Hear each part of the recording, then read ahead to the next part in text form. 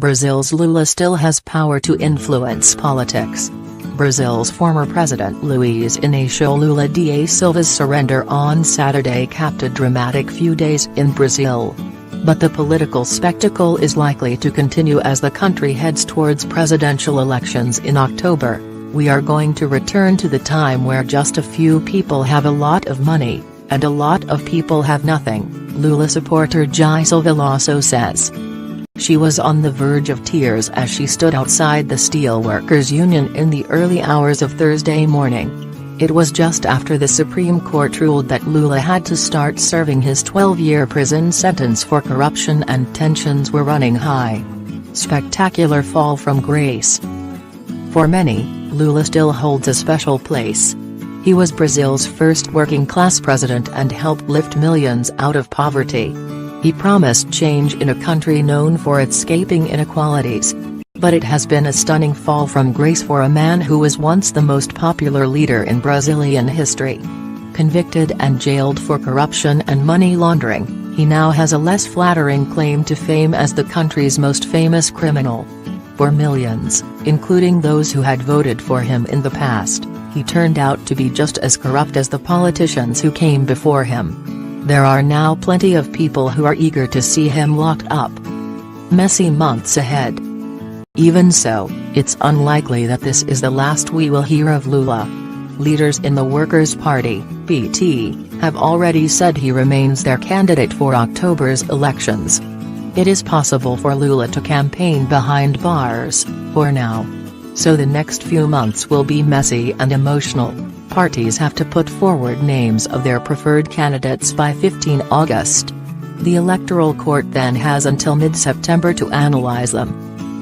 Because of what is known as the Clean Sheet Law, which was introduced in 2010, anybody with a criminal conviction is banned from public office for 8 years. At that point, Lula's nomination is expected to be thrown out. But that means for several months, we could have a convicted criminal attempting to be the country's next leader. This is Brazil, and politics is nothing if not complicated, and at times unbelievable. An act of rejection. For Thiago de Aragão, a partner at political consultancy Arco Advice, this is the end of an era, one that Lula's Workers' Party was warned about. They knew that this would happen, he says, adding that they have lined up possible candidates to replace him, including the former mayor of São Paulo, Fernando Haddad. From within the Workers' Party, breaking with Lula is not an option, he says, adding that Lula has in the past few years become bigger than the party he founded. Because of that, a candidate from the party that is not fully endorsed or linked to Lula does not stand a chance, he adds. They have a strategy, and that, according to Mr. de Aragão, is to keep pushing Lula as a candidate until the last moment. When the Electoral Court throws his candidacy out, that's when they'll put forward another candidate. They will make this an act of rejection, he says. The energy from that moment will then be transmitted to the candidate that will be chosen to run on Lula's behalf. From far left to far right, Brazilian politics is increasingly polarized. Trailing behind leftist Lula in the presidential polls is far-right candidate Jair Bolsonaro. So could he become number one?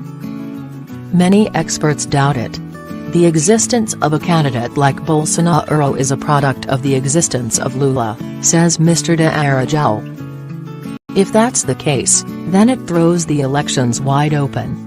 There is a great deal of uncertainty as to the political future of this country. Ask a Brazilian who to vote for and many just shrug their shoulders, they have no idea. One thing is certain though, Lula's influence is here to stay. He will still be able to do politics even through his silence, says João Paulo Orsini Martinelli, a criminal lawyer in São Paulo. His existence will still be there, and he's still a gravitational force within Brazilian politics. He's a player. Additional reporting by Anna Jean Kaiser.